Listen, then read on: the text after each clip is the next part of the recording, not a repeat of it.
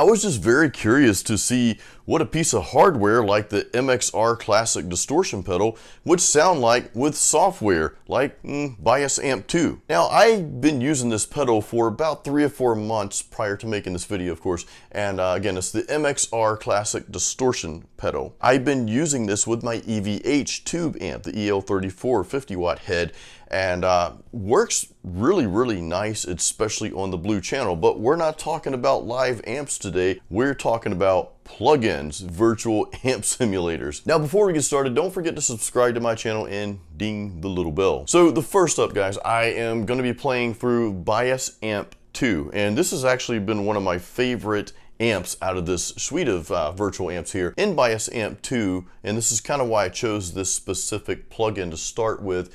You don't have any overdrive pedal or anything like that. I wanted to see what this little pedal here, again, the MXR Classic Distortion, I wanted to just try it out and see what it sounded like with Bias Amp 2. And I'm gonna go over some more tones as well, so definitely hang around for that. First, here's what the Bias Amp 2 amp sounds like with no overdrive in front of the amp.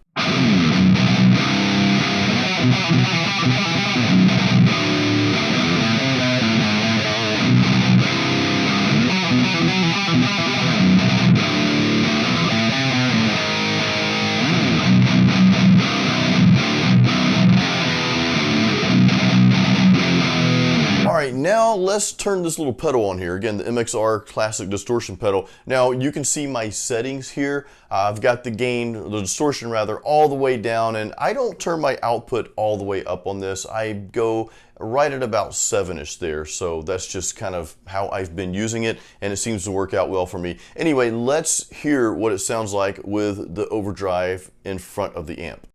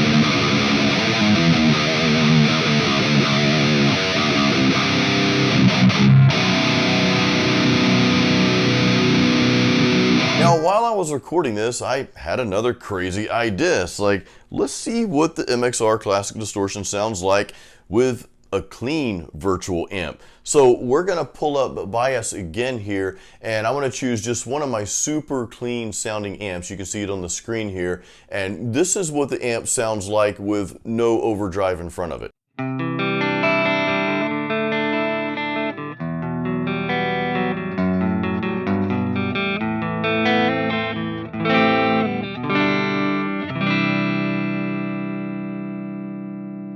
Now, I want to click on the MXR Classic Distortion box here, but I'm not going to set the gain quite as high. I'm actually just going to give it just a little bit of distortion here.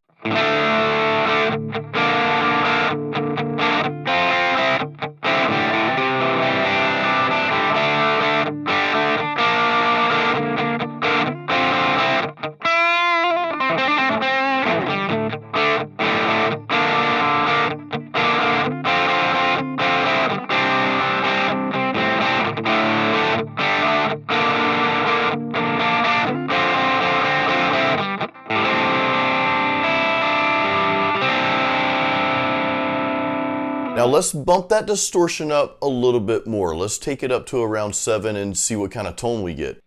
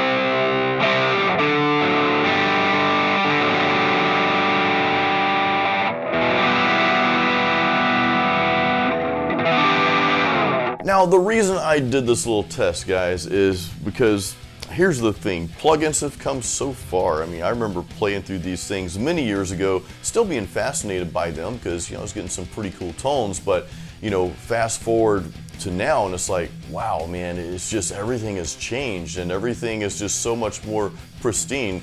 And again, you know, a lot of these plugins just sound phenomenal. However, I think there's still something, you know, something missing there that you don't quite get with software that you do get with hardware.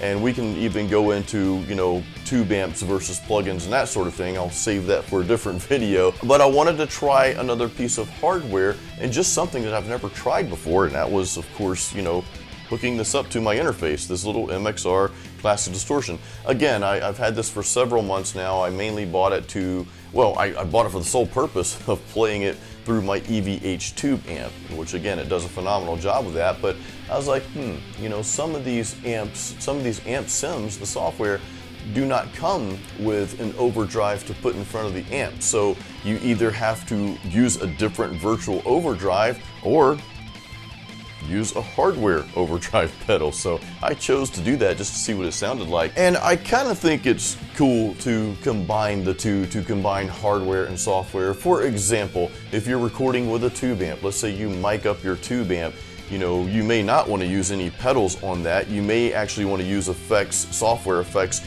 in your studio or, you know, whatever virtual plugins that you have and combine those two together, you know what I mean? So I guess really the point of this video was, yeah, to see how my MXR Classic Distortion box sounded with plugins, but I also wanted to start this journey of trying to combine hardware and software together and just see what different types of sounds and tones that I can get out of that. So hey, I encourage you to do the same. If you've got some hardware and software, like let's say some different pedals, you know, you may want to try, like, I don't know, a chorus pedal with an amp sim.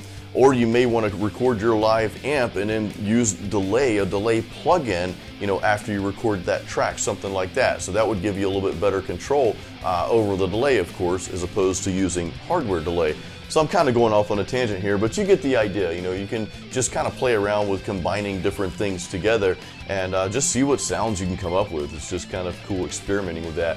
So guys, if you have any questions, please leave those, or if you have any comments, leave those in the comments below, because I'm sure this will open up quite a conversation here, you know, using hardware with software together. Also, don't forget, I am giving away a free metal guitar practice guide. That link is in the description of this YouTube video here.